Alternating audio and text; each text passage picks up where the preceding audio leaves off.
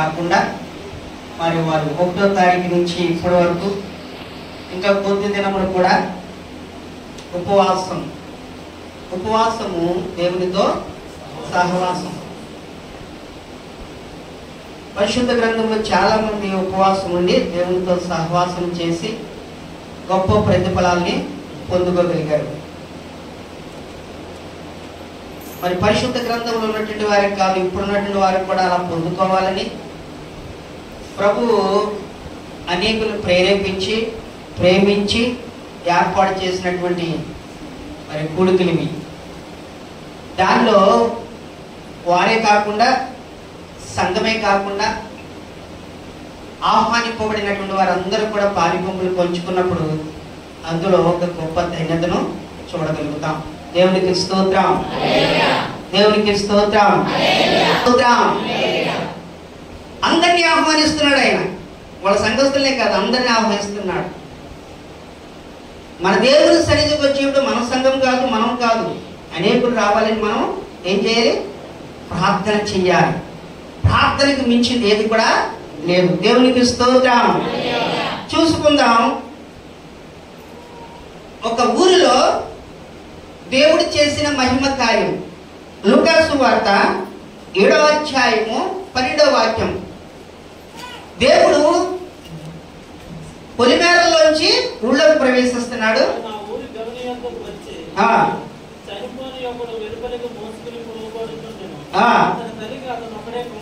అవును, అవును,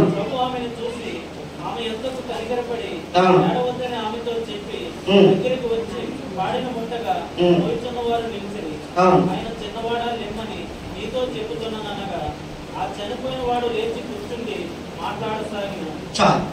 చిన్న ప్రార్థన చేసుకున్నాం. పరిశుద్ధుడా, ఈ వాక్యం మధ్యకి వచ్చి ఉన్నాము ప్రభా. మమ్మల్ని బలపరిచి నా ప్రభా నడిపించు. విత్తన విత్తనం నా ప్రభా ఫలించుటకు బలపరితంగా నడిపించు. మాకు కాదు యెహోవా, మాకు కాదు, నీ నామానికి మహిమ కలగాలి, ఘనత కలగాలి. అట్టి ధన్యతను దయచేయమని యేసయ్య నామం పేరిట అడిగి వేడుకుంటున్నా మా పరమ తండ్రి. దేవుడు బయటి నుంచి ఊళ్ళో ప్రవేశిస్తున్నాడు. ఊళ్ళో ఉన్నటువంటి వారు బయటకు వెళుతున్నారు. మీరు ఎక్కడ కలిశారంటే ఒక గమిని దగ్గర కలిశారు. ఊరి పొలిమార అనేటువంటి స్థానంలో కలిశారు. ప్రియా దేవుని బిడ్డలారా, ఊళ్ళోనూ ఊళ్ళ మధ్యలో జరుగుతాయి కార్యక్రమాలు. మనం ఎప్పుడు అనుకోవద్దు. ఊరు చివరి కూడా జరిగించగలిగే దేవుడు, ఊరు మధ్యన జరిగించగలిగే దేవుడు, ఊరు మొదట్లో కూడా జరిగించగలిగే దేవుడు, ఎక్కడైనా జరిగించగలిగే దేవుడు. కొంతమంది అంటూ ఉంటారు, నేను ఊరు చివరి ఉండలేను, లేకపోతే నేను కొండ మీద ఉండలేను, లేకపోతే నేను అడుగులో ఉండలేను అని అంటూ ఉంటారు. దేవుడు ఎక్కడ స్థలం ఇస్తే, ఎక్కడ స్థానం ఇస్తే అక్కడ నువ్వు ఉన్నప్పుడు, అక్కడ నడిపింపబడినప్పుడు ఇచ్చిన దాన్ని బట్టి దేవుడు నిన్ను నడిపించగలుగుతాడు. నీలో ఏమీ లేదు, నాలో ఏమీ లేదు, అంతా దేవునిలోనే ఉన్నది. దేవునికి స్తోత్రం. నేను స్టార్టింగ్ లోను ఇక్కడికి వచ్చినప్పుడు మా అయ్యగారితో వచ్చినప్పుడు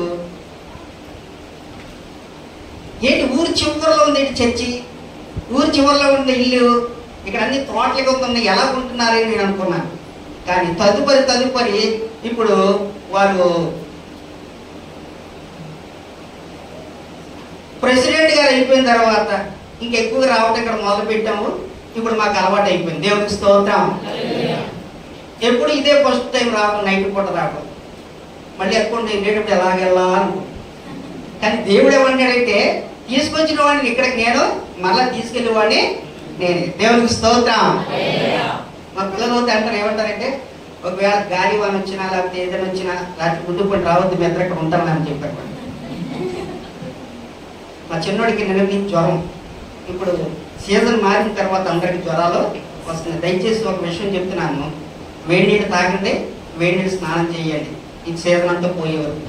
చన్నీళ్ళు తాగినా, చన్నీళ్ళు స్నానం చేసిన జ్వరాలు వచ్చేస్తాయి. వైరస్ ప్రభుత్వమే ఒకరి తర్వాత ఒకరికి. అలాగని అది ఏది కూడా మనకు హాని చేయదు. ఇక్కడ చెప్తున్నాడు, మరణకరమైనటువంటి స్థితి అతనికి వచ్చింది. ఎవరికి? ఆ యవనస్తుడికి. దేవుడు అతను లేపాడు. మన జ్వరాలు ఏ పాటివి, మన జరుగులు ఏ పాటివి, మన దొక్కులు ఏ పాటివి, దేవుని విశ్వాసం నుంచి నమ్మకం నుంచి నడిపింపబడితే దేవుడు అట్టి స్థితిలోంచి కూడా మనం లేవనెత్తగలిగే దేవుడు. కానీ ఆ స్థితికి మనం ఎల్లప్పుడు వెళ్ళినా కానీ మనల్ని లేపగలిగే దేవుడిగా ఉన్నాడు. దేవునికి స్తోత్రం. చూడండి, ఆయన ఊళ్ళోకి ప్రవేశించలేదు. వారు సమాధి దగ్గరికి వెళ్ళక ముందే దేవుడు పొలిమేరలోనే కార్యం చేశాడు, అనగా గవిని దగ్గరే కార్యం చేశాడు. ఈ మాట నేను ఎందుకు చెప్తున్నానంటే, ఈ గవినిలో దేవుని మహిమ ఉన్నది, దేవుని కార్యములు జరుగుతున్నవి, ఇంకా రాబోతున్న దినములు ఇంకా జరగబోతున్నాయి, జరిగేటట్లుగా దేవుడు చేయబోతున్నాడు. నమ్మితే నువ్వు కార్యాలు చూస్తావు. దేవునికి స్తోత్రం. గవిని అన్నది చాలా ప్రాముఖ్యమైనది. గవిని అన్నది చాలా ప్రాముఖ్యమైనది. అలాగని అందరినీ గవిని దగ్గరికి వెళ్ళి నివాసం ఉండమట్ల, దేవుడు నడిపిస్తే తప్పకుండా ఉండి తీరాలి. అందుచేత అక్కడ ఏం జరిగింది, మరణకరమైనటువంటి వ్యాధి వచ్చినప్పుడు, అతను చనిపోయినప్పుడు దేవుడు సజీవుగా లేవనెత్తి ఆ కుమారుని సజీవుగా క్షేమంగా తన తండ్రికి మరలా అప్పచెప్పాడు. దేవుడికి స్తోత్రం. రెండవ మాట, నాకు సమయం తక్కువ ఇచ్చారు కాబట్టి రెండో మాటలోకి మనం వెళ్దాం. రాజులు రాసినటువంటి మొదటి గ్రంథము ఇదేంటి, కరువుకరమైనటువంటి గవిని. అదేంటో త్వరగా చెప్పగలుగుతారా? ఉన్నా ఎక్కడొచ్చింది కరువు? ఏలియా కాలంలో వచ్చింది. చదవండి మాట, కరువుకరమైనటువంటి గవిని. ఎక్కడుందా మాట? రాజులు రాసిన మొదటి గ్రంథము 17వ అధ్యాయము 10వ వచనం.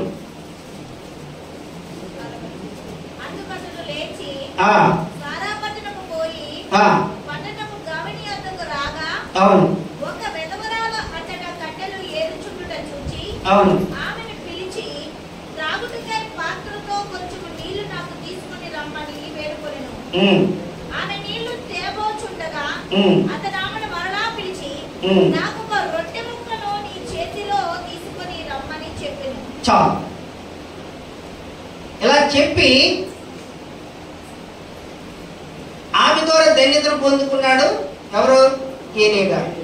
ఏలియా గారికి ఇచ్చి ఈమె కుటుంబంతో కూడా ధన్యతను పొందుకుంది. దేవునికి స్తోత్రం. అంటే ఇచ్చుటిలో ఏముందంటే ధన్యత ఉంది. ఇచ్చుటిలో ఏముంటది? సంతోషం ఉంటుంది. ఇచ్చుటిలో ఏముంటది? ఆశీర్వాదం ఉంటుంది. అందుచేత నీవిచ్చి చూడు, తప్పకుండా ప్రతిఫలాన్ని పొందుకోగలుగుతాం. దేవునికి స్తోత్రం.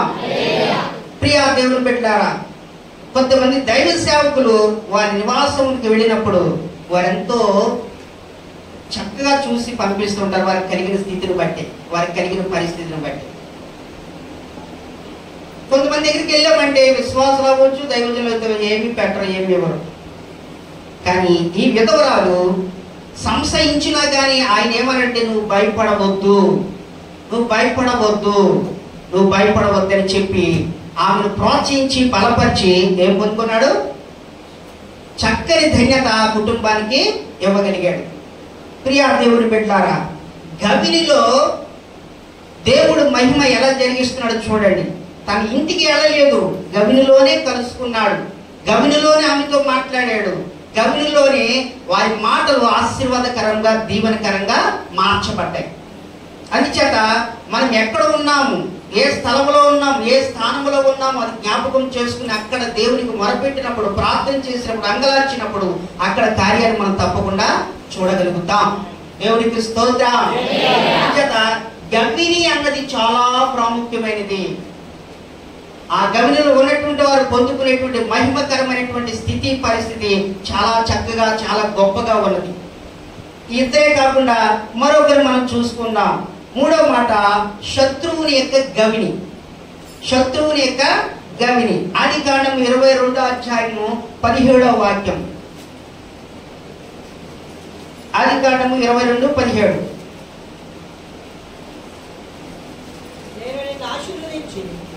ఆకాశ నక్షత్రములను సముద్ర తీరమందలి ఇసుక వలెను నీ సంతానమును నిశ్చయముగా విస్తరింపచేసేదను. నీ సంతతి వారు తమ శత్రువుల గవిని స్వాధీనపరచుకుందురు. నీ బిడ్డల తరతరాలు కూడా ఏం పొందుకోబోతున్నారంటే శత్రుల గవిని స్వాధీనపరచుకోబోతున్నారు. ఆ మాటను బట్టే ఈనాడు ఇజ్రాయెల్ ప్రజలందరూ కూడా అక్కడ ఉన్నటువంటి వారిని అందరినీ కూడా పంపించేటువంటి దేవుడు వారికి అందరికీ కూడా ఈనాటి వరకు కూడా వారికి సొత్తు స్వాస్థ్యాన్ని అధికంగా ఇచ్చాడు. ఇజ్రాయెల్ దేశము ప్రపంచంలో ఉన్నటువంటి అన్ని దేశాలకు మధ్యగా ఉన్నటువంటి మధ్య స్థలం అది. దానికి మధ్యస్థంగా ఉన్నటువంటిది యెరూషలేము మందిరము, దానికి మధ్యస్థంగా ఉన్నది మందసము. ఈ రీతిగా దేవుడు దాన్ని జ్ఞాపకం చేసుకుని నడిపించాడు.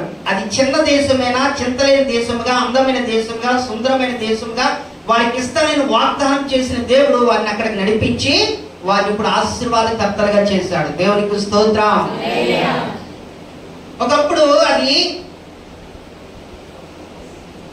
శత్రువుల చేత చాలా ముండ్ల తొప్పులతో, గచ్చపొదలతో, రక్కసి బలిచక్రలతో ఉండేటువంటి దేశాన్ని తన ప్రజలను అక్కడ పంపించి దాన్ని ఆశీర్వాదకరంగా చేశాడు. ఆ ఆశీర్వాదం వారు పొందుకుంటూ చక్కగా నడిపింపబడుతున్నారు. పరిశుద్ధ గ్రంథంలో రాయబడి ఉంది, ద్వితీయోపదేశ గ్రంథం రాయబడి ఉంటుంది. ఏమనంటదంటే అక్కడ ఇత్తడి గనులు ఉన్నాయి, రాగి గనులు ఉన్నాయి, అనేక రకమైన గనులు ఉన్నాయి. వాటి యొక్క సొత్తు శ్వాసము ఈనాడు ఇశ్రాయేలు ప్రజలు చక్కగా దాన్ని నడిపించుకోగలుగుతున్నారు. ప్రియా దేవుని బిడ్డలారా, ప్రపంచంలో అనేక దేశాలు ఉన్నాయి కదా, ఆ దేశమే ఎందుకు ఇచ్చాడంటే ప్రపంచ దేశాలకు అన్నింటికి మధ్యస్థంగా ఉన్నటువంటి దేశం అది. దాన్ని ఎన్నుకున్నాడు. దాని దగ్గర నుంచి ప్రపంచ యావత్తు కూడా తన మహిమను విస్తరింప చేస్తున్నాడు. దేవునికి స్తోత్రం. ప్రియా దేవుని బిడ్డలారా, ఇక్కడ అబ్రహాం గురించి మాట్లాడుతున్నాడు. చూడండి 16వ వచనం, నీకు ఒక్కడై ఉన్న నీ కుమారుని ఇయ్యక, వెనుక తీయక ఈ కార్యం చేసినందుకు, నేను అడిగిన దాన్ని నువ్వు ఇవ్వటానికి వెనుక తీయలేదు కాబట్టి నువ్వు ఇసుగురేణువులంత సంతానం చూస్తావు, ఆకాశ నక్షత్రములంత సంతానం చూస్తావు. వారందరూ కూడా శత్రువులకి గవిని ఏం చేసుకుంటారు? ఏర్పాటు చేసుకుంటారన్నారు. అలాగే ఏర్పాటు చేసుకుని ఈనాడు ఇజ్రాయెల్ దేశము ప్రాముఖ్యమైన దేశముగా, ప్రపంచ యావత్తులున్న అనేక దేశాలకు రాణించగలిగే దేశముగా ఉన్నది. ఆ దేశంలో ఉన్నటువంటి వారందరూ కూడా ఎటువంటి వారు? మంచి జ్ఞానవంతులుగా తీర్చిదిద్దబడినటువంటి వారు. ప్రియా దేవుని బిడ్డలారా, దేవుడు అదే చెప్తున్నాడు, నా యందు భయభక్తులు కలిగి ఎవరైతే నడిపింపబడతారో నేను వారికి ఇచ్చిన జ్ఞానము నేను మీకు కూడా అనుగ్రహిస్తాను. మీకు జ్ఞానము కొద్ది ఉన్నడలా నన్ను అడిగిడి, అది మీకు అనుగ్రహింపబడిన అన్నాడు. మనం ప్రాముఖ్యంగా ఈ దేశంలోని ప్రపంచంలో బ్రతకాలి, చక్కగా నడిపింపబడాలి. లేదు మన ఊర్లో చక్కగా నడిపింపబడాలంటే తగినటువంటిది ఏంటి? జ్ఞానమే. జ్ఞానం లేకపోతే ఏమి కూడా చేయగలరు. నేను పొగుడుతున్నాను అనుకోవద్దు. మరి జాషువా గారికి దేవుడు ఎంత జ్ఞానం ఇచ్చాడో మరి చక్కగా అన్ని కార్యక్రమాలు చక్కగా నడిపిస్తూ ఉంటారు. నేను పొగుడుతున్నాను కాదు, నిజం చెప్తున్నాను. బైబిల్ పట్టుకుని దేవుడు మంచి జ్ఞానం ఇచ్చాడు ఆయన. అది ఎలా జరుగుతుందంటే వారు చేస్తున్న ప్రార్థనలు, అలాగే సంఘం చేస్తున్న ప్రార్థనలు,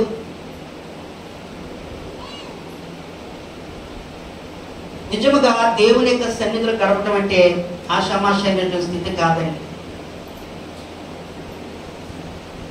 ఇటువంటి పండుగ దినాలు పెట్టినప్పుడు వస్తున్నామేమో కానీ పుట్టప్పుడు శుక్రవారం ఉపవాస ప్రార్థన కానీ, శనివారం ఉపవాస ప్రార్థన కానీ, ఆ ప్రార్థన పెట్టినప్పుడు ఎవరూ కనపడము. ఆదివారం చూస్తే బిలబిలబిలమంటే వచ్చేస్తాము, పుట్టినరోజుల్లో కనపడం. కానీ ఆ దినాల్లో కూడా కనపడి దేవుని మహిమపరిచినప్పుడు నువ్వు పొందుకునే ధన్యత అంతా ఇంత కాదు. దేవునికి స్తోత్రం. అంచేత ఉపవాస ప్రార్థన చాలా ప్రతిష్టమైందండి, చాలా బలమైంది, చాలా శక్తివంతమైంది. అందులో పాలిపొంగులు పంచుకుని నేను ఈనాడు సేవకుడు అయ్యాను, లేకపోతే సేవకుడు అయ్యేవాడిని కాదు. ఉపవాస ప్రార్థన నాకు చాలా ఇష్టం. ప్రియా దేవుని బిడ్డలారా, అబ్రహాము దేవుని నమ్మాడు, అది అతనికి నీతిగా ఎంచబడ్డది. అలాగే దేవుడు కూడా అతన్ని నమ్మాడు, అందుకే అతన్ని ఇసుకురేణువులంత సంతానముగా ఆశీర్వదించాడు, గొప్ప దీవెనతో నింపి నడిపించాడు. సంతానం లేనటువంటి వారికి సంతానం ఇచ్చిన దేవుడు, గర్భఫలము దేవుడిచ్చు బహుమానం అన్నాడు. సంతానం లేనటువంటి వారిని ఇల్లాలుగా చేస్తానన్నాడు దేవుడు. దేవునికి స్తోత్రం. ఆయన ప్రతి కార్యం చేయగలిగే దేవుడు. నువ్వు నమ్మితే కార్యాన్ని చూస్తావు, నమ్మితే కార్యాన్ని చూస్తావు. ఇక్కడికి వచ్చి మనం వృధాకు వెళ్ళిపోవటం కాదు, నమ్మికతో నువ్వు ఇంటికి వెళ్ళు, తప్పకుండా కార్యాన్ని ఈ రాత్రే చూడగలుగుతావు. ఆయన చూసి నిరూపించగలిగే దేవుడు, ఆయన నమ్మదగిన దేవుడు. ఇంకేమంటాడు కింద 18 వచ్చిన, మరియు నీవు నా మాటని విని భూలోకములో జనములన్నీ నీ సంతానం వల్ల ఆశ్చర్యపడును, నా తోడని ప్రమాణం చేయుచున్నానని యెహోవా సెలవించెను. అంచేత నీ సంతానం అంతా కూడా ఆశీర్వదింపబడే సంతానం, నీ సంతానం అంతా కూడా దీవింపబడే సంతానం అని చెప్పాడు. అలాగే ఈనాడు ఇజ్రాయెల్ ప్రజలందరూ కూడా దీవింపబడుతున్నారు, ఆశీర్వదింపబడారు. వారికి ఏ కొద్దు అన్నది లేదండి. మాటి మాటికి గాజా వారు, పాలిస్తున్న వారు, లెబానోన్ వారు, సిరియా వారు, ఇంకా వీళ్ళందరూ కూడా వచ్చి పోరాడుతున్నప్పటికీ కూడా వారికి జయమే ఇస్తున్నాడు దేవుడు. దేవునికి స్తోత్రం. ఎందుకంటే ఆనాడు ఉన్నాడు దేవుడు, ఈనాడు ఉన్నాడు దేవుడు, రేపు కూడా వాళ్ళకి తోడుగా ఉన్నాడు. అలాగే మనకు కూడా ఉన్న దేవుడు ఆయన, మనకు కూడా తోడుగా ఉన్న దేవుడు ఆయన. ఇజ్రాయెల్ ప్రజలను ముందెరిగిన దేవుడు, తర్వాత మనల్ని ఒక్కొక్కరిని ఆయా సాక్ష్యాన్ని బట్టి పిలుచుకున్న దేవుడు. మనం ఎవరు పెంచుకున్న పిల్లలము, ఆయన వారు కన్న బిడ్డలు. దేవునికి స్తోత్రం. మరి పెంచుకునే పిల్లలు చక్కని వారా, కన్న పిల్లలు చక్కని వారా చెప్పండి. కొంతమంది పిల్లలు ఉండరు, మీరు పెంచుకుంటారు, వాళ్ళని ఎంత గాఢంగా చూస్తారు, ఎంత గాఢంగా చూస్తారు. తర్వాత సంగతి ఏంటంటే మళ్ళా వారి పిల్లలు పుడితే చూస్తారు లేదు తెలియదు, కానీ చూడాలి, చూసి తీరాలి. ఎందుకంటే వారి వల్ల నువ్వు ప్రేమతో నడిపింపబడ్డావు. ఆ ప్రేమను బట్టి ధరలా మరలా దేవుడు నీకు సంతానం ఇచ్చాడు. దేవునికి స్తోత్రం. అబ్రహాము అంటాడు కదా, నా నిలబడిలో నాకు ఎలియాజరు యొక్క కుటుంబంలో ఎవరినో ఒకటి తీసుకొచ్చి పెంచుకోవాలనుకుంటుంటే దేవుడు ఏమన్నాడు, లేదు లేదు నేను నీకు ఇచ్చేదని అన్నాడు. నేను నీకు ఇచ్చేదని అన్నాడు. ఆయన ఇచ్చిన మాట తప్పే దేవుడు కాదు. అది పొందుకునే వరకు మనం ఏం చేయాలి, మనం తప్పిపోకుండా ప్రార్థన చేస్తూనే ఉండాలి, ప్రార్థన చేస్తూనే ఉండాలి. విసిగిపోకుండా, వేసారిపోకుండా, దిగజారిపోకుండా, అలక్ష్యం అవ్వకుండా, నిర్లక్ష్యం అవ్వకుండా ప్రార్థన చేస్తూనే ఉండాలి. ఆ కార్యం జరిగిపోయింది, ఇంకెందుకు ప్రార్థన అనుకోవద్దు. మరొక కార్యం కొనుక్కొని మరీ ప్రార్థన చేయాలి. మన బ్రతుకంతా ప్రార్థనే ప్రార్థనే ప్రార్థనే. కొంతమంది అంటుంటారు, నిజాలు మీరు ఇంటికి ఎప్పుడు వెళ్ళినా ప్రార్థన చేస్తూ ఉంటారండి, ఎప్పుడు మాట్లాడతారండి, ఎప్పుడు మనకి ఏం పెడతారండి, ఎప్పుడేం చూస్తారండి, అని చెప్పి ఇంటికి వెళ్ళకూడదని బాబు అంటారు. ఇంటికి అసలు వెళ్ళకూడదండి బాబు అంటారు. మరి దేవుడితో సహవాసం చేస్తున్నట్టు దేవుడు మనకి సహాయం చేస్తాడు. నీతో సహవాసం చేస్తే మాకేం వస్తుంది? అంటే దేవుడితో సహవాసం చేసేవారు తప్పకుండా ప్రతిఫలాన్ని పొందుకోగలుగుతారు. 4వ మాట మనం చూసుకున్నాం, పరలోకపు గవిని. పరలోకపు గవిని ఆదికాండము 28వ అధ్యాయము 17వ వాక్యం. 28:17 వాక్యం. భయపడి ఈ స్థలము ఎంతో భయంకరం, ఇది దేవుని మందిరమే గాని వేరొకటి కాదు, పరలోకపు గవిని ఇదే అనుకొనెను. చాలు, పరలోకపు గవిని ఇదే అనుకొనెను. యాకోబు ప్రయాణం చేస్తూ చేస్తూ చేస్తూ చేస్తూ ఒక చోటకి వెళ్ళి అక్కడ ఏం చేశాడంటే ఆ రాత్రి ఒక రాయి తలగడగా చేసుకుని పడుకున్నాడు. ఆ పడుకున్నప్పుడు అక్కడ దర్శనం కలిగింది. ఆ దర్శనం ఏమిటంటే ఒక నుంచిన ఆకాశమునకు వేయబడింది. పై కొన మీద నుంచి దేవదూతలు దిగుతున్నారు, ఎక్కుతున్నారు, దిగుతున్నారు. ఒక కొన భూమి మీద ఉంది. ఆ దర్శనాన్ని చూసి అంటున్నాడు, ఇది నిజంగా పరలోకపు గవిని. అందుచేత నేను మరలా ఆశీర్వదింపబడి నేను తిరిగి వస్తే నేను తప్పకుండా ఇక్కడ మందిరము కట్టేదాన్ని. గవిని అన్నది సామాన్యమైనది కాదండి. గవిని అన్నది సామాన్యమైనది కాదు. ఆ గవినిలో ఆశీర్వాదం ఉంది, ఆ గవినిలో దీవెన ఉంది, ఆ గవినిలో తప్పకుండా దేవుడిచ్చే మహిమకరమైన స్థితి ఉంది. దేవునికి స్తోత్రం, దేవునికి స్తోత్రం. ప్రియ యాకోబు వద్దనారామానికి వెళ్ళాడు, మామ ఇంట ఆశీర్వదింపబడ్డాడు, దీవింపబడ్డాడు. మరి దాన్ని చాలనుకోవచ్చు కదా. మరి తిరిగి వచ్చినప్పుడు హెబ్రోను దగ్గర ఏం జరిగింది, దేవదూతతో పెనుగులాడి ఆశీర్వాదం కొరకు, దీవుల కొరకు రేయంతా కూడా పోరాడాడు, రేయంతా కూడా పోరాడాడు. ఏమండి అక్కడికి తెలుసుకున్నాడు కదా, ఆశీర్వాదం సరిపోద్ది కదా, మళ్ళీ దీనికోసం ఎందుకు? ఈ మాట బాగా ఆలకించాలి. శారీరకంగా వచ్చినటువంటి ఆశీర్వాదం వేరు, దేవుడిచ్చిన ఆశీర్వాదం వేరు. దేవునికి స్తోత్రం, దేవునికి స్తోత్రం. శారీరకంగా వచ్చినట్టే పోతుంది, కానీ దేవుడిచ్చింది మట్టికి ఎప్పటికీ పోదు. అందుకే దేవుని యొక్క పాదములు పట్టుకొని, కాలు పట్టుకొని పెనుగులాడి పెనుగులాడి పెనుగులాడి ఆశీర్వాదం పొందుకోగలిగాడు. అందుకే ఇందులో ఆ పాట పాడండి, దేవుడిచ్చిన ఆశీర్వాదము బహు గొప్పది. నీవు కష్టాల్లో, బాధల్లో, శ్రమల్లో, ఎన్నో ఇబ్బందుల్లో, ఇరుకుల్లో నువ్వేం చేస్తున్నావు? దేవుని దగ్గర పోరాడుతున్నావు. ఆ పోరాటానికి తగిన ప్రతిఫలం దేవుడు ఒక దినాన ఇస్తాడు. నమ్మాలి. నమ్మితే తప్పకుండా కార్యాన్ని నువ్వు చూడగలుగుతావు. కలవరపడి నీ యొక్క స్థితిని, నీ పరిస్థితిని అంతా కూడా దేవుని దగ్గర పెట్టుకుని ఏడుస్తూ, గోజాడుతూ, అంగలారుస్తూ ప్రార్థన చేస్తున్నావు, తప్పకుండా కార్యాన్ని చూడగలుగుతావు. ఇక్కడ వారు ఇచ్చిన కార్డులో ఇంకా కొన్ని అంశములు ఉన్నాయని చెప్పారు. అవి తీర్చిదిద్దాలి, స్లాబ్ వేయాలి, అది వేయాలి. దేవుడు తప్పకుండా ఇస్తాడండి. ఇంతవరకు ఇచ్చిన దేవుడు ఎక్కువ మంది ఇవ్వగలిగే దేవుడు, ఇప్పటి వరకు ఉంచిన దేవుడు ఎక్కువ మంది కూడా ఉంచగలిగే దేవుడు. ఆయన చేసే కార్యములు మన కంటికి కనిపించవు, చెవి కనపడవు, హృదయానికి గోచరం కానీ కార్యములని దేవుడు చెప్పాడు. దేవునికి స్తోత్రం. మంచిది ప్రియా దేవుని బిడ్డలారా. మరి నేను క్లుప్తంగా ఆ గమనిలన్నీ చెప్పుకుని వెళ్ళిపోయాను, కానీ ఒక గమనిలో 2 మాటలు మనం చూసుకుందాం, ఇంకా సమయం ఉంది కాబట్టి. మరణకరమైనటువంటి గమనిలోనూ కొన్ని విషయాలు మనం చూసుకుందాం. మరణము ఎలాగొస్తుందంటే పాపం వలన వస్తుంది, రెండవదిగా శాపం వలన వస్తుంది, మూడవదిగా రోగం వలన వస్తుంది, నాలుగవదిగా దారిద్ర్యం వలన వస్తుంది.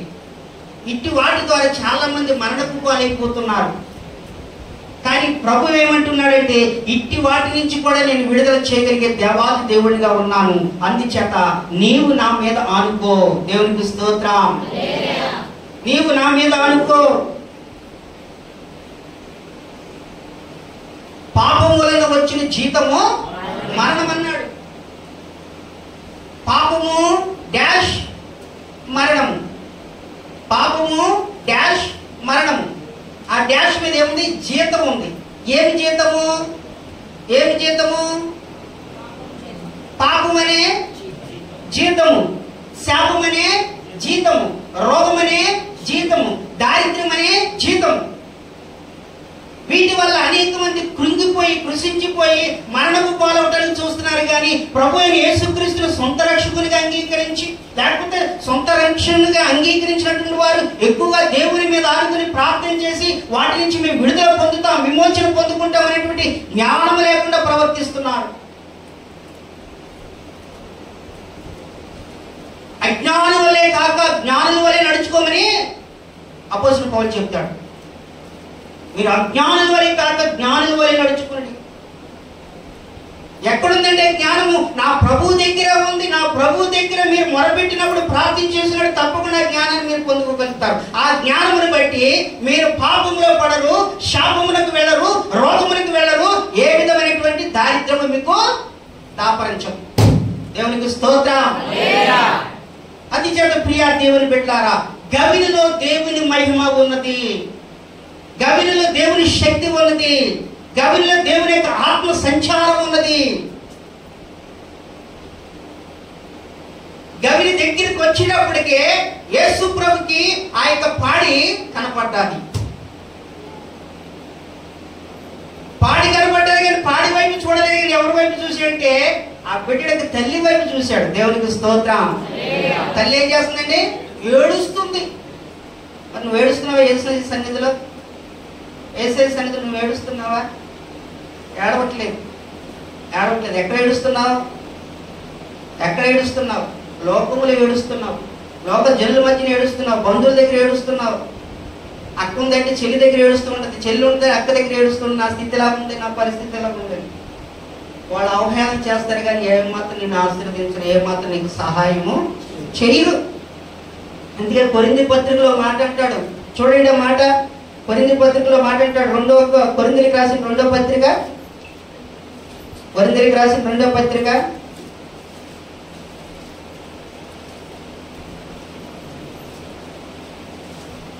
7వ అధ్యాయము 10వ వచనం.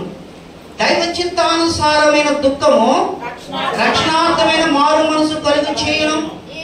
ఈ మారు మనసు దుఃఖమును పుట్టించదు, అయితే లోక సంబంధమైన దుఃఖము మరణమును కలుగు చేయను. దేవునికి స్తోత్రం. నువ్వు దేవుని దగ్గరే దుఃఖించాలి తప్ప వేరెవరి దగ్గర కూడా దుఃఖించకూడదు. అది నిన్ను ఏం చేస్తుంది? జీవంలోకి నడిపిస్తుంది. దేవుని మరిచి, దేవుని విడిచిపెట్టి ప్రభు బిడ్డవని చెప్పుకుని, క్రైస్తవురాలు క్రైస్తవుడు అని చెప్పుకుని నువ్వు లోకములో బంధువుల దగ్గర కానీ, స్నేహితుల దగ్గర కానీ, ఎవరి దగ్గర ఏడ్చినా కానీ అది ఏమవుతుందంటే మరణార్థమైన స్థితిలోకి నడిపిస్తుంది. దైవ చిత్తానుసారమైన దుఃఖము అది మారు మనసును కలిగి చేస్తుంది. అది మరణానికి నడిపించదు, జీవంలోకి నడిపిస్తుంది. ప్రియా దేవుని బిడ్డలారా, నువ్వే స్థితిలో ఉన్నా, ఏ పరిస్థితిలో ఉన్నా, దేవుడి దగ్గర తప్ప మీరెవరి దగ్గర కూడా నువ్వు చెప్పుకోకూడదు. మీరెవరి దగ్గర కూడా చెప్పుకోకూడదు. రెండోది ఎవరి దగ్గర చెప్పుకోవాలంటే నీ దైవజనుడి దగ్గరే చెప్పుకోవాలి. మరొక చోట నువ్వు చెప్పుకోకూడదు. రోమపత్రికలు కూడా మాట చెప్తాడు చూడండి. రోమపత్రిక 8వ అధ్యాయము, రోమపత్రిక 8వ అధ్యాయంలో మాట చెప్తాడు అదే మాట. 5వ వచనం, శరీరానుసారులు శరీర విషయంలో మనసునంతురు, మా మనసునంతురు, శరీరానుసారమైన మనసు మరణము, ఆత్మానుసారమైన మనసు జీవమును సమాధానమునై ఉన్నది. ఏలయనగా శరీరానుసారమైన మనసు దేవునికి విరోధమై ఉన్నది, అది దేవుని ధర్మశాస్త్రం లోబడుతూ ఏ మాత్రం కూడా లోబడనేరదు. కాగా శరీర స్వభావం గలవారు దేవుని సంతోషపరచ నేరరు. శరీరానుసారాలు ఏం చేస్తారంటే లోకంలో ఏడుస్తారండి. నిజమైనటువంటి ఆత్మానుసారులు ప్రభు మీద ఆనుకున్నవారు బ్రతికించిన స్తోత్రమే, తీసుకువెళ్ళిపోయిన స్తోత్రం, నాకు దేవుడే కావాలనేటువంటి స్థితిలో ఉన్నటువంటి వారు ఏం చేస్తారంటే ఆయన దగ్గరే వాపోతారు, ఆయన దగ్గరే ఏడుస్తారు, ఆయన దగ్గరే బాధపడతారు. మరి ఇక్కడ కూడిన మనమందరం కూడా శరీరానుసారులేమో ఆత్మానుసారులు చెప్పండి. దేవుని సన్నిధిలో ఉన్నప్పుడు ఉజ్జీవంగా ఆత్మానుసారులు అయిపోతాం, ఆత్మానుసారం అయిపోతాం, బయటకు వెళ్ళగానే శరీరానుసారులు అయిపోతూ ఉంటాం. ఎందుకంటే మన స్థితిని చూసుకుని అవతల వాళ్ళ స్థితిని చూసుకుని టాలెంట్ చేసుకుంటూ ఉంటూ బాధపడిపోతుంటాం, దుఃఖిస్తూ ఉంటాం. అందుకే అక్కడ అన్నాడు శరీరానుసారమైన దుఃఖము ఏంటంట మరణానికి నడిపిస్తారు. మన శరీరానుసారం కాదండి. ఒకప్పుడు దేవుని నెరకముందు శరీరానుసారం, ఇప్పుడు ఆత్మానుసారం, ఆత్మ సంబంధులము, ఆత్మ సంబంధులము. ఇప్పుడు ఆయన తండ్రిగా లేడు, కుమారుడిగా లేడు, ఎవరుగా ఉన్నారు? పరిశుద్ధాత్ముడిగా ఉన్నాడు. ఆయన నువ్వు ఎక్కడికి వెళ్ళి నీకు తోడుగా ఉన్నాడు, ఎక్కడున్నా తోడుగా ఉన్నాడు, ఏ చోటునైనా తోడుగా ఉన్నాడు. ఆయన తోడుగా లేకపోతే మనం ఇక్కడ దాకా వచ్చేవాళ్ళం కాదు, దేవుళ్ళలో గడిపేవాళ్ళం కాదు. అంచేత మనం ఆత్మానుసారమని నువ్వు ఎప్పుడు కూడా గుర్తెరిగి ఆత్మానుభవం కలిగినటువంటి వారంగా ప్రభు దగ్గర మనం ఏం చేయాలంట, ఏడవాలి, గోజాడాలి, మొరపెట్టాలి. నాకు మొరపెట్టు వారికి నిజముగా నేను ఉత్తరం ఇచ్చేదన్నాడు దేవుడు. దేవునికి స్తోత్రం, దేవునికి స్తోత్రం. విలాప వాక్యం అంటూ ఉంటాడు. ఏమంటాడంటే ఒక మాట చెప్తూ ఉంటాడు, ఇప్పుడైనా మీరు ఉపవాసం ఉండి కన్నీరు విడిచుచు దుఃఖించుచు మనఃపూర్వకంగా నా యొద్దకు రండి, మనఃపూర్వకంగా నా యొద్దకు రండి. ఇక్కడ కూడిన వారిలో ఎవరికి ఒకరికి సమస్య లేకుండా లేరు, అందరికీ సమస్యలు, నాకు సమస్యలు ఉన్నాయి. కానీ ఆ సమస్యను బట్టి ఆయన దగ్గరకు హృదయపూర్వకంగా వచ్చి ఆయన దగ్గర ప్రతిఫలం పొందుకుని మనం తిరిగి వెళ్ళాలి తప్ప ఏ మాత్రం కూడా పొందుకోలేని వారంగా ఉండకూడదు.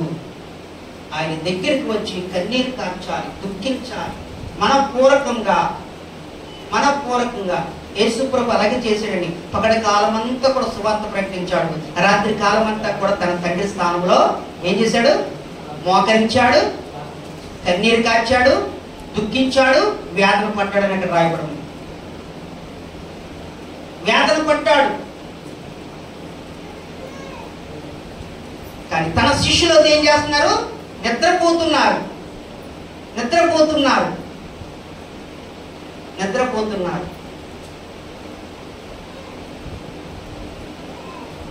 నేను మొన్న సెల్ ఫోన్లో చూశాను, ఒక దేశంలోనూ ఒకరికి క్విజ్ పెట్టారు. ఏం క్విజ్? రాత్రి అంతా కూడా ఏం చేయాలంట? మెలుగుగా ఉండాలంట. అలాంటి వారికి 20 కోట్ల రూపాయలు ఇస్తామని క్విజ్ పెట్టారు. ఎలా పెట్టారు? వాళ్ళకి ట్యాబ్లెట్ వేసేసి, అంటే మొత్తం ట్యాబ్లెట్లు వేసేసి ఒకటి వేసేసి దాని మీద వారు నిలకడగా ఉండాలి, నిద్రపోకూడదు, పులుకుపోకు కూడా పడుకోకూడదు. మంచం ఇచ్చారు, ఆ మంచం మీద పడుకున్నా కానీ నిద్రపోకూడదు. ఎవరైతే మెలుగుకుంటారో వాళ్ళకి డబ్బులు ఇస్తామని చెప్పారు. కానీ చివరికి ఆ 20 మందిలో ఒక్కడు కూడా నిద్రపోలేకుండా ఉండలేకపోయారు. ఎందుకంటే మాత్రలు తీసేయారు కదా. మరి మాత్రలు ఎవరు నిద్రపోతారు? అదే తీర్చో నాకు అర్థం కాదు. మామూలుగా పెడితే పర్వాలేదు, ఎవరో అందరికి ఇచ్చేస్తారు. ఇలాంటివన్నీ కూడా చెత్త చెదారాలన్నీ కూడా ఇంకా యూట్యూబ్లో వచ్చేస్తాయి. దేవునికి స్తోత్రం. కానీ మనం పట్టుదలతో ఉండి కడుపు మార్చుకుని దేవుని సన్నిధానంలో ఉపవాసం ఉండి ఏం చేయాలి? నిద్రపోకుండా ప్రార్థన చేస్తే తెల్లవారికే జయం కలుగుతుంది. తెల్లవారికి జయం చూడగలుగుతాం. కానీ అలా మనం చేయగలుగుతామా? చేయలేం. మనకు కూడా మునుగుపాటు వచ్చేస్తుంది. ఎంత కడుపు మార్చుకున్నా రాత్రి అంతా కూడా మేల్కొని ఉండలేము. ఉంటామన్న వాళ్ళు చేతులు పెట్టండి, ఎవరైనా ఒకరు ఎవరు ఎత్తాను. నేను కూడా అంతే, చాలా కురుకుపడ్డని వస్తూ ఉంటుంది. కూర్చునైనా కురికేస్తాం. కానీ అంత పట్టుదల దీక్ష ప్రభు ఇస్తే కానీ మనము చేయలేమండి. మనం చేయలేం, ఎంత మాత్రం కూడా చేయలేం. చేయాలనేటువంటి ఒక దీక్ష పట్టుదల దేవుని ద్వారా మనము పొందుకోవాలి. అలా పొందుకుంటేనే తప్పకుండా దేవుడు మన పట్ల కార్యం జరిగిస్తాడు. ఆ రెండవ మాట ఏంటంటే చూడండి, అందులోనే పాపమైన దాంట్లో రోమపత్రిక 6వ అధ్యాయం 23వ వచనంలో చెప్తాడు. ఏమంటాడంటే పాపం వల్ల వచ్చిన జీతము మరణం అన్నాడు. తర్వాత ఏమంటాడు అక్కడ? అయితే దేవుని కృపావరం వలన మన ప్రభు అయిన యేసుక్రీస్తు నిత్య జీవం. ప్రభు అయిన యేసుక్రీస్తు కృపను పొందుకున్న వారు తప్పకుండా నిత్య జీవాన్ని పొందుకుంటారు. ఆయన కృప కొరకు మనం కనిపెట్టుకోకుండా ఈ లోకం యొక్క శారీరకమైన స్థితిలో మానసికమైన స్థితిలో మనం నడిపింపబడితే మటికి అది పాపము కాబట్టి ఆ పాపం వల్ల మరణమే దాపరిస్తుంది. మరణము నిత్య నరకానికి వెళ్తుంది, జీవము పైకి పంపిస్తుంది. దేవునికి స్తోత్రం. నువ్వు పైకి వెళ్తానికి చూస్తున్నావా, కిందకి వెళ్తానికి చూస్తున్నావా? నువ్వే జ్ఞాపకం చేసుకో. అందుకే ద్వితీయోపదేశ కాండంలోనూ ఒక మాట అంటాడు. ఏమంటాడంటే జీవము మరణము, శాపము ఆశీర్వాదం నీ ఎదుటే పెడుతున్నాను, నువ్వే కోరుకు అంటాడు. మనం కోరుకోవడం అయితే అన్ని రెండే మంచిగా కోరుకుంటాం, చెడ్డదాన్ని కోరుకోం. కానీ ఆ కోరుకున్నవని మనం పొందుకోవాలని మనం చేయాలి, దేవునిలాగా నడవాలి. దేవునికి స్తోత్రం. చిన్న మాట, ఆనోకు దేవునితో నడిచాడు. ఆయన యొక్క మరి వాక్యం ఎక్కువ ఏమి అందులో లేదు, దేవునితో నడిచాడు. మరి ఏం చేసి నడిచాడో దేవుణ్ణే మనం అడగాలి. ఏం చేసి నడిచాడు? చిన్న వాక్యం.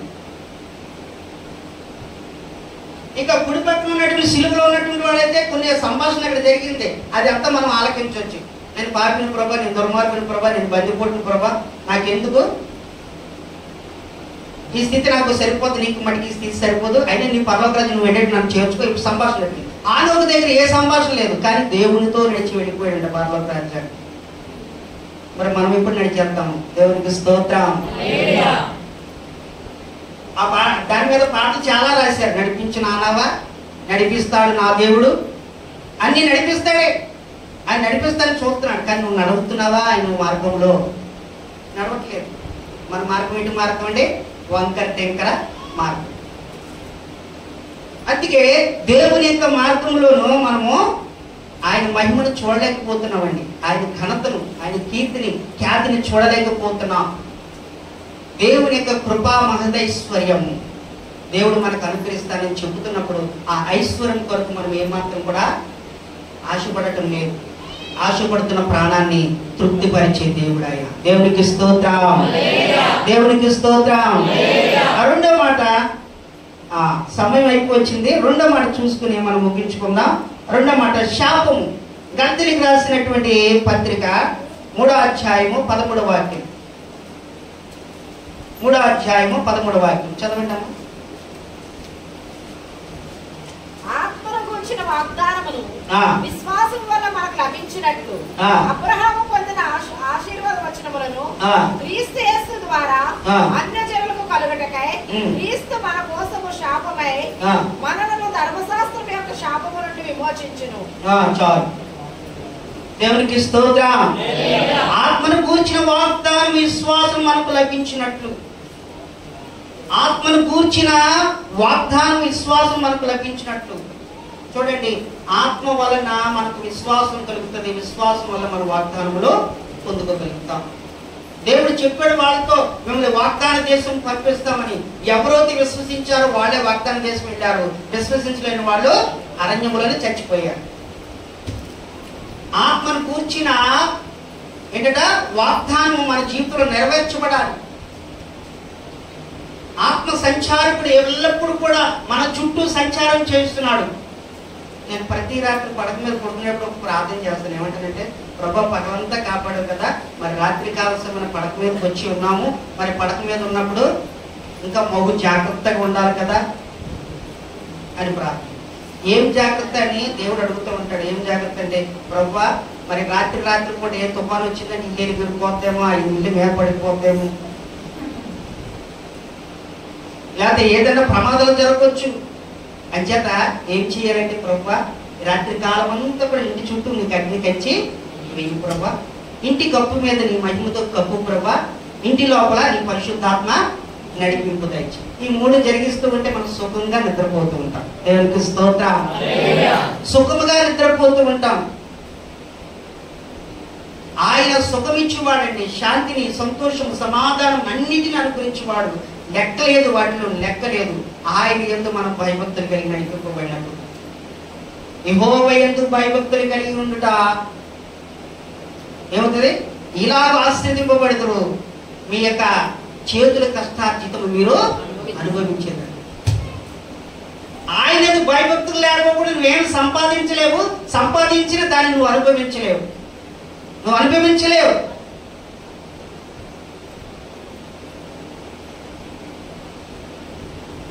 భక్తి అందరికీ ఉంటుంది, కానీ భయం అన్నది లేదు. భయముతో కూడిన భక్తి ఉండాలి. భయముతో కూడిన భక్తి ఉండాలి. భయం లేని కోడెంట ఇంటి మీదకి ఎత్తి గుడ్డెట్టిందంట. అదేమవుతుంది? అక్కడ ఉంటుందా? జారిపోయి కింద పడిపోతూ ఉంటది. రోజు అలా చేస్తూ ఉంటే దీని పని ఇలా కాదని దాన్ని కోసి తినేసారు ఇంటి వాళ్ళు. ఎందుకు? నష్టమే చేస్తుంది కానీ లాభం తీసుకురావట్లేదు. ఎక్కడ పెట్టాలి? గుడ్డు కింద ఎక్కడ పెట్టుకోవాలి.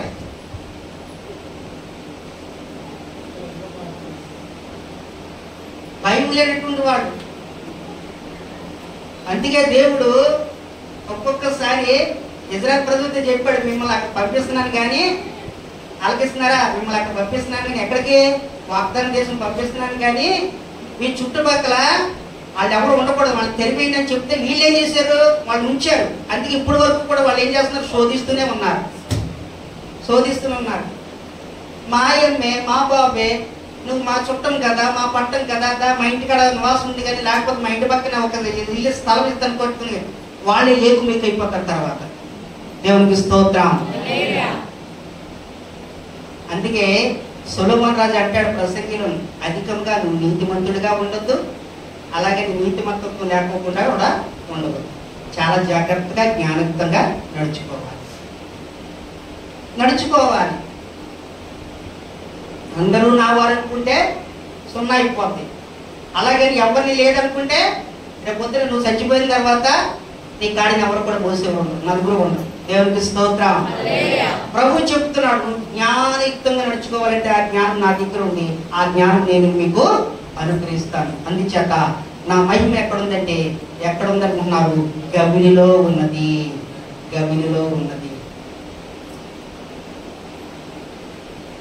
చూడండి, ఊరు ఉంది, ఊరంతా ఉంది.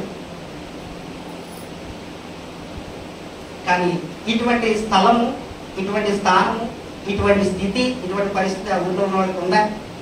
లేదు. అది ఎలా వచ్చింది? దాసుని కుటుంబానికి ఇక్కడ మీరందరూ, ఇక్కడ నేను కూడా సంతోషించడానికి ఎలా వచ్చింది? దేవుని మహిమపరచడం వల్లే. కానీ అలాగే వారిని మనం ఇప్పుడు విడిచిపెట్టలేదు. వారి కొరకు ప్రార్థన చేస్తున్నాం. మన స్థితి లాగా వారి స్థితి ఉండాలి. వారు కూడా దీవింపబడాలని, వారు కూడా ఆశీర్వదింపబడాలని. 90 కీర్తనలో మాట్లాడాడు. ఏమంటే, నన్ను కనపరచువాన్ని నేను కనపరుస్తాను.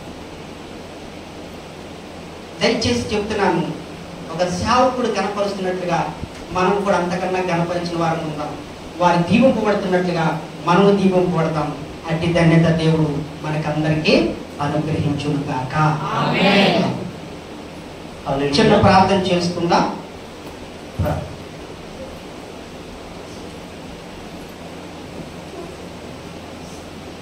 మహాగణుడవు, మహోన్నతుడవు, పరిశుద్ధుడు అయిన మా తండ్రి, నీ పరిశుద్ధ బంగారు పాదములు వందనాలు, స్తోత్రాలు చెల్లిస్తున్నాం ప్రభా.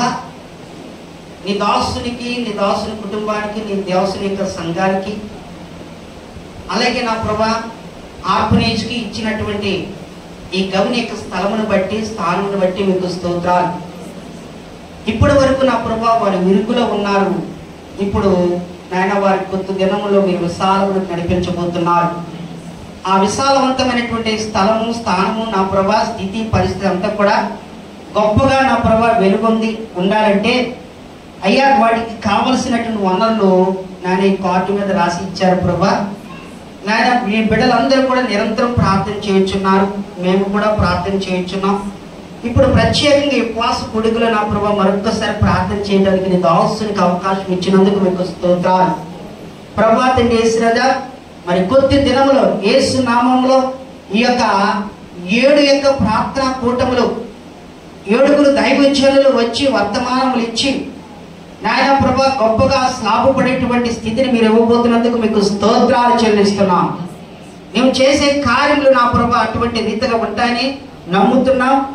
ఇసుక నా ప్రభా విషయంలో, పిక్క విషయంలో, సిమెంట్ విషయంలో, నాయన సెంటరింగ్ విషయంలో, రాడ్డు బెండింగ్ విషయంలో, కాంక్రీట్ విషయం, లేబర్ విషయంలో, మేస్త్రి విషయంలో, వీటికి కావలసినటువంటి నాయన ప్రభా ధన సహాయ విషయంలో, వాటికి కావలసినటువంటి వస్తువు అవసరతల విషయంలో, అన్నిటి విషయంలో నా ప్రభా దేవాతండి యేసురాజు నాయన సంపూర్ణంగా మేము ప్రార్థన చేయించున్నాం. యేసు నామములో మీరు కార్యం జరిగించబోతున్నారు. యేసు నామములో కార్యం జరిగించి తీరబోతున్నారు. యేసు నామములో కార్యం జరిగించేశారు. యేసు నామములో నాయన మీరు జరిగించిన కార్యాన్ని బట్టి నేను ఆనందిస్తున్నాను. నాయన దాసుడు ఆనందిస్తున్నాడు, నాయన సంఘం ఆనందిస్తుంది, తన కుటుంబం ఆనందిస్తుంది. ఇంకను నా ప్రభా ఈ యొక్క నాయన ప్రభా గోపురం విషయంలోనే కాకుండా ఇంకా వారి యొక్క అవసరతలు ఉన్నాయో అవన్నీ కూడా మీరు తీర్చిదిద్దబోతున్నారు. నాయన మీకు స్తోత్రాలు. నిజంగా నీ మీద అనుకున్న వారు ఎన్నడూ కూడా సిగ్గునందన్నావు, అవమానం పొందుకోరన్నావు, ఎవరి దగ్గర కూడా దుఃఖపడవలసిన పని ఉండదన్నావు. అందుచేసా నీవు నా ప్రభా తండ్రి ఈ యొక్క ప్రార్థన అంశం నువ్వు ఆలకించావు.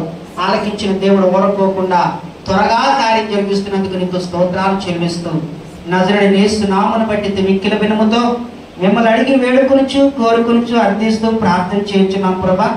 అయ్యా తండ్రి, మరి కొద్ది నిమిషాల క్రితము ఆయన బిడ్డలందరూ కూడా ప్రార్థన చేశారు. ఇక్కడ కొన్ని ప్రార్థన అవసరతలు ఉన్నాయి, వాటి మీద నేను హస్తం పెట్టి ప్రార్థన చేయించున్నాను. అవన్నీ కూడా యేసు నామములో తీర్చిదిద్దబడును గాక. తీర్చిదిద్దబడిన ప్రభా మేమందరము వాటిని బట్టి సంతోషించి నీకు కృతజ్ఞతాస్తుతులు చెల్లించుదుము గాక. అట్టి ధన్యత దయచేయమని యేసు నామములో వేడుకొంచున్నాము మా పరమ తండ్రి. ఆమేన్.